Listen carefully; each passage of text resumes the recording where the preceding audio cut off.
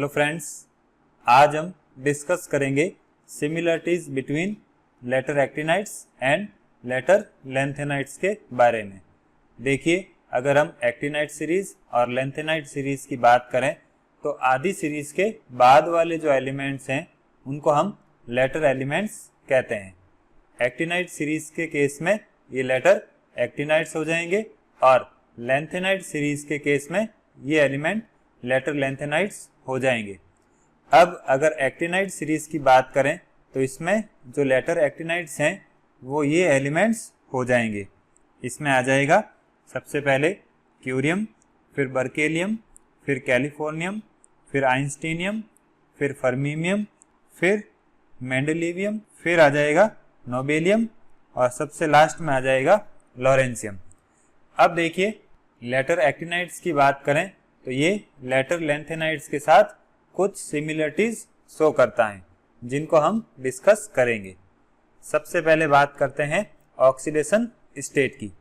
तो देखिए, अगर हम एक्टिनाइड्स और लेंथेनाइड्स की बात करें तो इनके लिए +3 ऑक्सीडेशन स्टेट मोस्ट स्टेबल होती हैं। अब अगर हम लेटर एक्टिनाइड्स की बात करें जिनके एटॉमिक नंबर 96 से लेकर 103 तक होते हैं तो ये सारे एलिमेंट्स भी +3 most stable oxidation state show करते हैं। अब इन एलिमेंट्स में यहाँ पर नोबेलियम को ब्रैकेट में लिखा गया है क्योंकि नोबेलियम +3 ऑक्सीडेशन स्टेट शो नहीं करता है। अब देखिए, अगर नोबेलियम की बात करें तो उसके लिए जो मोस्ट स्टेबल ऑक्सीडेशन स्टेट होती हैं वो +2 होती हैं। अब इसका रीजन क्या होता है तो देखिए, नोबेलियम के इलेक्ट्रॉनिक कॉन्फ़िगरेशन की बात करें तो उसमें F सबसेल जो है वो कम्प्लीटली फिल्ड होता है और कम्प्लीटली फिल्ड F सबसेल की स्टेबिलिटी की वजह से nobelium most stable +2 oxidation state show करता है। अब बात करते हैं ऐसे एलिमेंट्स की जिनके एटॉमिक नंबर 98 से लेकर 102 तक होते हैं। तो ये एलिमेंट्स +2 ऑक्सीडेशन स्टेट भी शो करते हैं, लेकिन इन एलिमेंट्स के लिए इस ऑक्सीडेशन स्टेट की बात करें तो ये जनरली रिड्यूसिंग या स्ट्रॉन्ग रिड्यूसिंग नेचर की होती हैं। मीन्स ये +2 ऑक्सीडेशन स्टेट वाले जो एलिमेंट हैं वो रिड्यूसिंग एजेंट की तरह बिहेव करते हैं। तो ये जनरली क्या करेंगे, +2 से +3 ऑक्सीडेशन स्टेट में कन्वर्ट होने की टेंडेंसी रखते हैं। अब ये खुद रिड्यूसिंग एजेंट की तरह बिहेव करते हैं तो इनका क्या होगा, +3 ऑक्सीडेशन स्टेट में ऑक्सीडेशन हो जाएगा।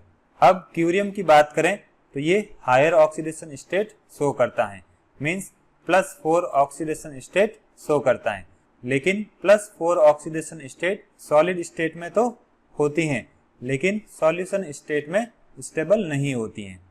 इसी तरह से बर्केलियम की बात करें तो वो भी +4 ऑक्सीडेशन स्टेट शो करता है, लेकिन बर्केलियम जो है वो ऑक्सीडाइजिंग एजेंट की तरह बिहेव करता है। तो ये +3 ऑक्सीडेशन स्टेट में कन्वर्ट होने की टेंडेंसी रखता है। अब देखिए, बर्केलियम के लिए +4 ऑक्सीडेशन स्टेट की बात करें तो ये सॉलिड और लिक्विड दोनों स्टेट में एग्जिस्ट करती हैं। अब लॉरेंसियम की बात करें तो ये +3 ऑक्सीडेशन स्टेट शो करता है, जो कि इसके लिए मोस्ट स्टेबल ऑक्सीडेशन स्टेट होती हैं। अब +3 ऑक्सीडेशन स्टेट मोस्ट स्टेबल है तो यहाँ पर ऑक्सीडेशन या रिडक्शन नहीं होता है। अब देखिए, लॉरेंसियम की जो +3 ऑक्सीडेशन स्टेट हैं वो F14 इलेक्ट्रॉनिक कॉन्फ़िगरेशन की वजह से होती हैं।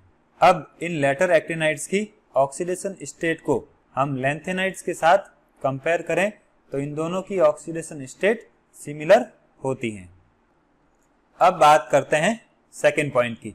देखिए, अगर हम एक्टिनाइड सीरीज और लेंथेनाइड सीरीज के आइसो इलेक्ट्रॉनिक आयन पेयर्स की बात करें तो इनके लिए स्पेक्ट्रल और मैग्नेटिक प्रॉपर्टीज की वैल्यू सिमिलर होती हैं। यहाँ पर इसको हम एग्जाम्पल से समझते हैं। ये कंपाउंड हो जाएगा एक्टिनाइड सीरीज का और ये कंपाउंड हो जाएगा लेंथेनाइड सीरीज का।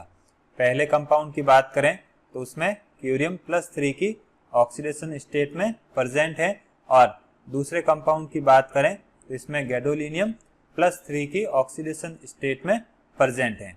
अब इन दोनों आयंस के वैलेंस शेल इलेक्ट्रॉन्स की बात करें तो उनकी संख्या दोनों आयंस में बराबर होती है, इसलिए ये दोनों आइसो इलेक्ट्रॉनिक आयन पेयर्स कहलाते हैं। अब इलेक्ट्रॉन्स सेम होने की वजह से इनके लिए स्पेक्ट्रल और मैग्नेटिक प्रॉपर्टीज की वैल्यू सेम होती है। इसके अलावा अगर हम स्पेक्ट्रल और मैग्नेटिक प्रॉपर्टीज को इलेक्ट्रॉनिक ट्रांजिशन के बेसिस पर एक्सप्लेन करना चाहें तो लेटर एक्टिनाइड्स में 5f से 6d में जो इलेक्ट्रॉनिक ट्रांजिशन होता है उसके लिए रिक्वायरमेंट होती है उतनी ही एनर्जी लेटर लैंथेनाइड्स में 4f से 6d में होने वाले इलेक्ट्रॉनिक ट्रांजिशन के लिए रिक्वायर्ड होती हैं। या हम कह सकते हैं इस इलेक्ट्रॉनिक ट्रांजिशन के लिए और इस इलेक्ट्रॉनिक ट्रांजिशन के लिए रिक्वायर्ड अमाउंट ऑफ एनर्जी की वैल्यू सेम होती है, इसलिए इनके लिए स्पेक्ट्रल और मैग्नेटिक प्रॉपर्टीज की वैल्यू भी सेम होती है। अब अर्लियर एक्टिनाइड्स और अर्लियर लैंथेनाइड्स की बात करें तो इनके लिए स्पेक्ट्रल और मैग्नेटिक प्रॉपर्टीज की वैल्यू सिमिलर नहीं होती है, क्योंकि इन दोनों के लिए जो इलेक्ट्रॉनिक ट्रांजिशंस हैं उनकी एनर्जी सेम नहीं होती है। अब बात करते हैं तीसरे पॉइंट की। देखिए अभी हमने डिस्कस किया है जो लेटर लैंथेनाइड्स और लेटर एक्टिनाइड्स हैं वो प्रॉपर्टीज में सिमिलरिटी शो करते हैं, लेकिन इसके बावजूद भी एक्टिनाइड्स को लैंथेनाइड से इजीली सेपरेट किया जा सकता है।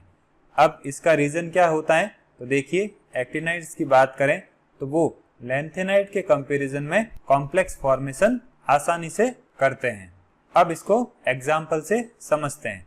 देखिए एक्टिनाइड्स की बात करें तो वो कंसंट्रेटेड HCl के साथ क्लोरो कॉम्प्लेक्स का फॉर्मेशन करते हैं।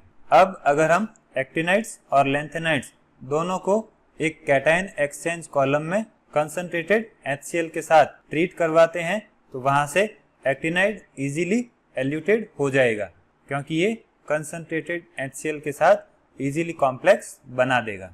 लेकिन लैंथेनाइड एक्टिनाइड के कंपैरिजन में कॉम्प्लेक्स फॉर्मेशन स्लो करता है, इसलिए वो वहां से एल्यूटेड नहीं होगा। इसी तरह से अगर हम एक्टिनाइड आयंस की बात करें तो उनको एक दूसरे से सेपरेट करने के लिए हम आयन एक्सचेंज टेक्निक का यूज करते हैं, जिसमें हम सिट्रेट सॉल्यूशन का यूज करेंगे।